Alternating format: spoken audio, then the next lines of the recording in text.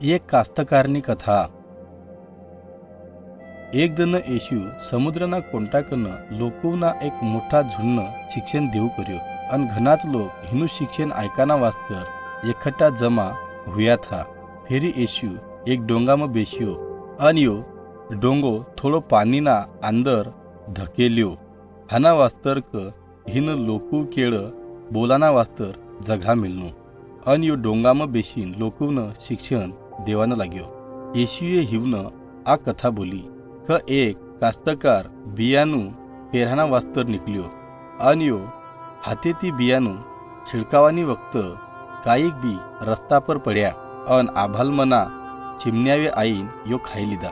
काईक बी भतुडी जमीन पर पड्या अन यो ठिकाण पर माटी खोल ना रहवाना पायती यो जल्दीच निकली आया अन हिवने जड़क खोल कोनी जाई सके करीन जध सूर्य निकल्यो तध यो मुरझाईन मरी गया.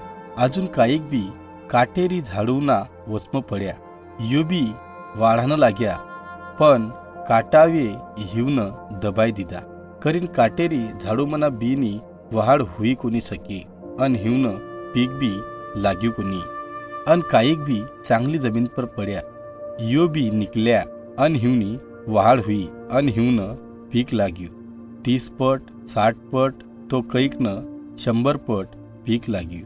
जीवनं ऐकानं कांच यो ऐको. आ कथानो अर्थ चेलावनं समजो कोनी करीन येशूए हिवनं समजायू क बी आ देवનું वचन छ. रस्ता परनी जमीन म्हणजे आहो आदमी क जो देवना वचन ऐकत पण समजीन लेई कोनी अन शैतान आईन हिना मनमती यो काढी डालत. भोतळी जमीन म्हणजे आहो आदमी जो देवना वचन ऐकच अन खुशीती आपणायलेत पण दुःख अन सताव आया बरत यो डगमगाई जात अन देवकंती दूर चल्यो जात. अन काटेरी जमीन म्हणजे आहो आदमी जो देवना वचन ऐकच पण यो घनीच वातुनी चिंता घनीच धन दौलत अन दुनिया मना सबन सुख लेवानो विचार करतो रहत करीन हिना पायती हिनो देवपरनो प्रेम कमी होतो जात. हानो परिणाम आम होचक हे ऐकेला वचन बिना पीकना ठैरत. पण चांगली जमीन म्हणजे जो आदमी देवना वचन ऐकीन हिना पर विश्वास मेलच अन पीक देत.